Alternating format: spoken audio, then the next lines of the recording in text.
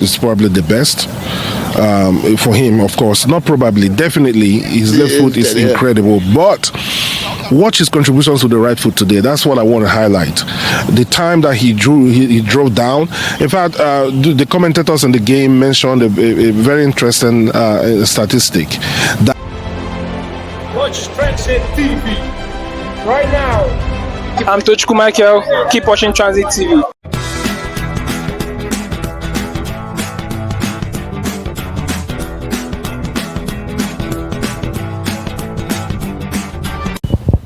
Transit TV, welcome back again out here in Houston again. Saturday morning, coming to do our own ritual, playing this game of soccer out here in Houston. But Arsenal just finished, just got a very, well, I said deserved and tense 3 points out of Leicester today to keep their title hopes alive. I'm here with my friend, my brother, Ugum, to do justice to this one. The few things we learned out of this one. Ugum, welcome to the show.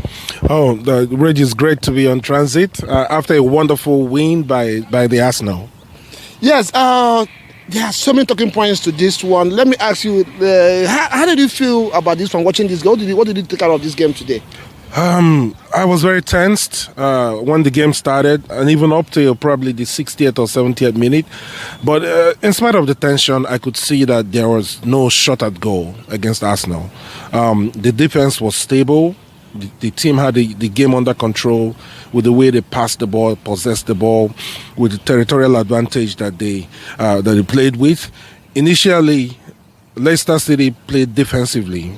First half, they wanted to contain and then hit on the counter as much as they could. They created 2 chances in the first half.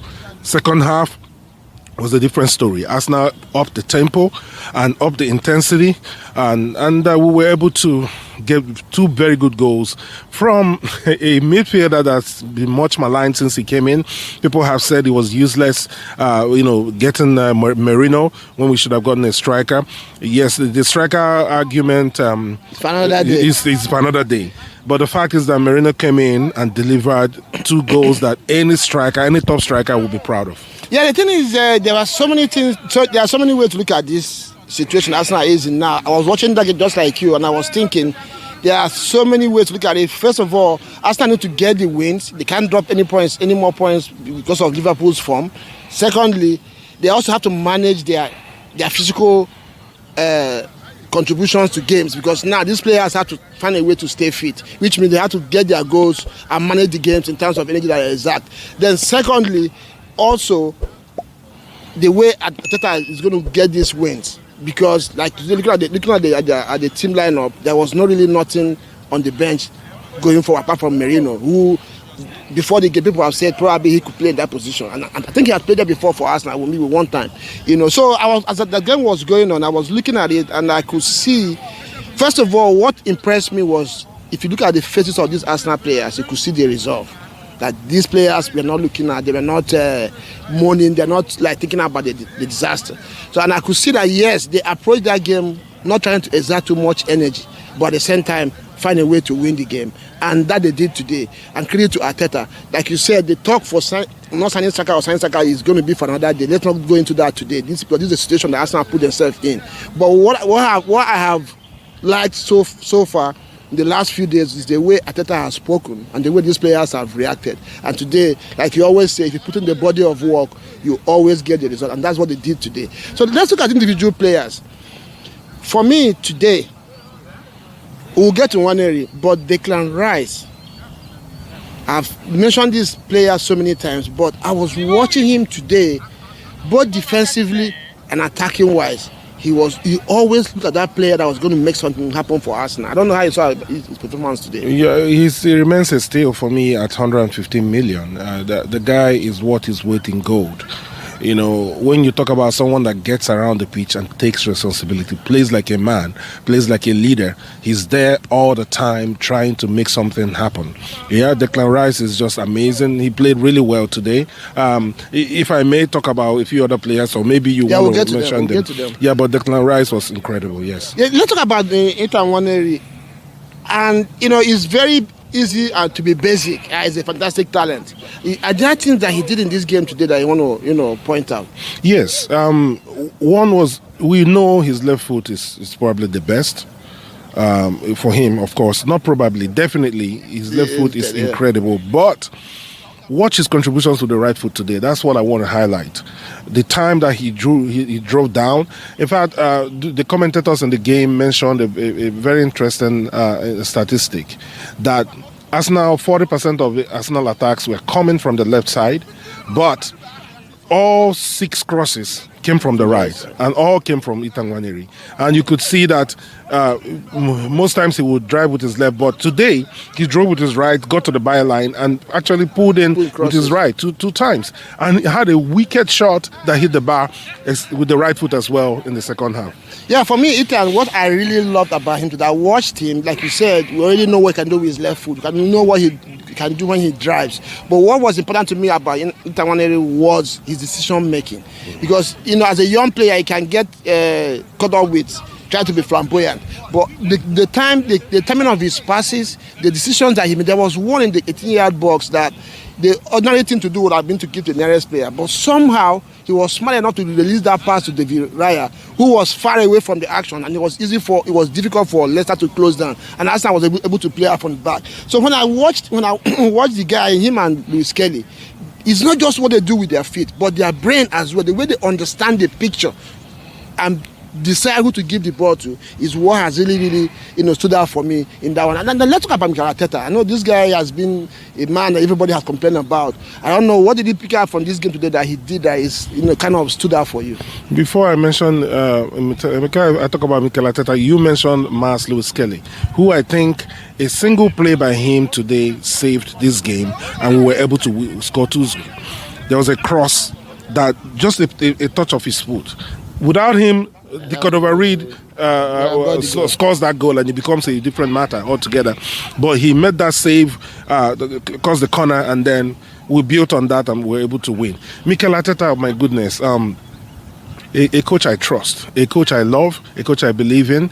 You can see the body language of the team, right? Today, I was really impressed with the intensity, the concentration, the focus from David Raya to the defense, to everybody on the team. You could see that this was a well-prepared side. It's great when you come, you support a club, and you see players that have come well prepared for a game. Coached, yes. And well coached for a game. And that's how you give a coach credit. Again, remember that this young man is still, we call him a rookie on the job, because this is his first big job. Yeah? He's been there for a few years, I agree, but this is still his first big job. And so he's really performing. The players are listening to him. You can see that time is being spent on the training pitch preparing for games, right? And so we have cup final after cup final after cup final from now till the end of May. And I trust this guy to lead the group. Yeah, for me, Arteta won this game today from the press conference. And I've never been better. I've always loved what he says at press conferences, but this one stood out for me because he managed the pressure, all the noise about injury, not having strikers and stuff. He managed it very well. He spoke very well, and I think that rubbed off on the players. There was no tension, there was no panic. He knows what he wants to do or what he can do. Of course, this is not a desirable situation that Arsenal is in right now, but he understands that they can still make it happen, and they are making it happen. They're putting the pressure, considering what Arsenal has gone through this season. And Arsenal is still, right now, 4 points behind Liverpool, who everybody feels going to win the league, who has not had any injury issues, have been in good form, winning their games.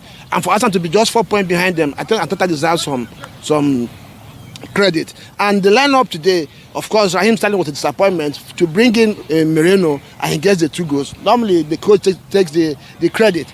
And, so Arteta needs to be given his flowers. And I think he needs to be a little bit more respected by fans of football. This guy is doing a tremendous job in Arsenal, and he has been doing so. Yeah, I credit to him today. Just to close this one, I want to talk about the injuries generally, and I want to begin to blame football fans all around the globe. And why do I say that? Because of the pressure they put on these coaches to win even Carling Cup and Charity Shield and the FA Cup. When Ferguson, when Wenger were the coaches pushing these leagues, they used to use Carling Cup for academy players, for players who can get minutes in the real thing until finals, and this reduced the amount of games players were playing. But now with the pressure on, we just win any kind of trophy.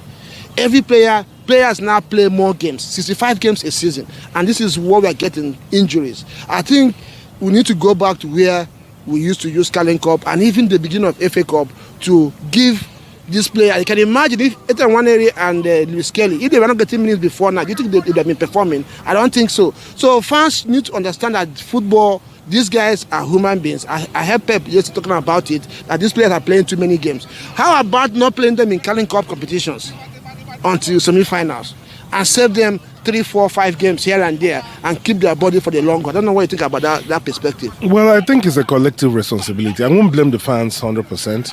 I would say for the fans, yes, expectations are there, but it also depends on the club.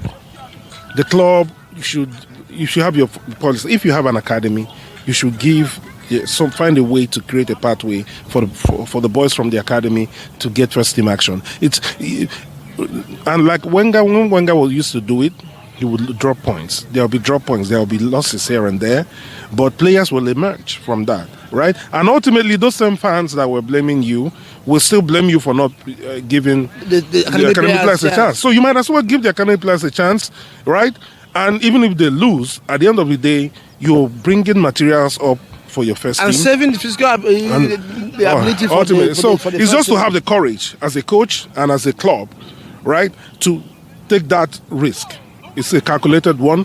If you have talents in there, give them a chance to play, right? And then the fans can say, fans will always be fans, right? So that's why I'm very hesitant to blame fans so much, because you go nowhere with that. They will give you 100 arguments against what you're saying, and you can never win because everybody thinks they're right. They don't want to win. No, when I say blame fans, it's just about them to understand that there needs to be a balance. Yes. End of the day, because like I said, these fixtures are not going to go away. So, and the more games that you play, of course, obviously, the more potential you're going to have to get your injuries. Yeah, let's not digress from the point today. Arsenal has gotten their very good 3 points today, which is very, very massive. The next one now is West Ham, and I think this issue they are into is happened. They're a little bit lucky with it because they're out of the FA Cup. They're not playing the qualifier for Champions League, and they have one game a week. Now the next game is West Ham, which is going to be tougher than Leicester, but it's also a winnable game. If they can get those 3 points, maybe after that game, Martinelli will be back and probably they'll be in a better situation to continue. And from what we saw in Dubai, it looks like Saka will be back sooner than we expected him, and maybe from there they can kick on. And so Arsenal fans, let us know what you think. Do you think who was the man of the match today? For me, I believe the man of the match today was Declan Rice. I know Merino got his goals, but I don't know who you would choose. For a man of the match today, I'll give it to Merino, man. He came in and changed the game for us and scored 2 goals. Declan Rice, yes, honorable mention for him. Honorable mention for William Saliba, who I thought was incredible. Honorable mention also for During Timber, who again I thought almost of the attack came from that flank, and he stood up to it and even found time to attack. Defensively as well, and right there too, like I was telling you before we come on stage, the day Arsenal signed Gabriel Magalhaes, that day has to be blessed. What an incredible player, leader, and very focused, and focused to get wins and help Arsenal win games. And we hope that this title charge this season continues, so at least to keep the league going. Like I said, I believe Arsenal is going to still win this league this season. I will see you guys next time. Ciao.